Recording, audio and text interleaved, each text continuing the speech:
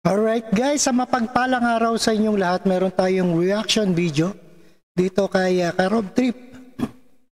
Ayan, PDL maaaring tumakbo sa halalan, sabi ni DILG Benhur Abalos. At pahintulutan ng pamahalaan ng mga person of the Deprived of Liberties na tumakbo sa pamahalaan ng anuman kalagayan sa kanilang mga kaso. Ibig sabihin, pag kumandidato at mawawalang bisa na kanilang mga kasalanan, yan ba yun? At panoorin po natin ang buong detalye para malaman natin ito sa UNTV. Alright. Pinaliwanag ng Department of the Interior and Local Government o DILG na ang mga persons deprived of liberty o PDL ay may karapatan hindi lamang bumoto kundi pati na rin ang tumakbo sa mga posisyon sa barangay at sangguniang kabataan elections o BSKE. Sa isang press conference kahapon, October 30, inanunsyo ni DILG Secretary Benhur Abalos na may 8 PDL sa buong bansa ang kumandidato sa isinagawang BSKE. Dalawa sa kanila ang naglalaban para sa posisyon ng barangay chairman habang ang 6 naman ay naghahangad ng mga pwesto bilang barangay councilors.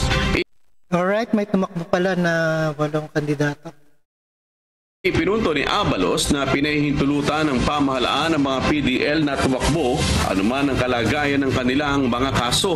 Gayunpaman, binigyang diin niya na kung sila ay mapatunayang may sala, maaaring sila ay ma-disqualify mula sa pag-akyat sa kanilang mga pwesto matapos manalo.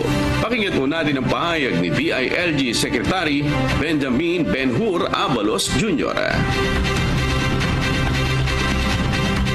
Yun ang ano ng proseso ng demokrasya, pero you still have to wait for the, kaya nga detainee, wala kang judgment. Kung yung judgment dito ay palalayain ka, kakaikot ka na. Diba? Ano na, dismiss na yung kaso, pero kung yung judgment dito is disqualification from office, tanggal ka.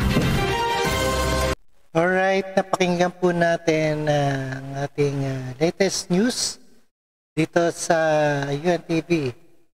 Kaya PDLs, maaaring kumandidato pala.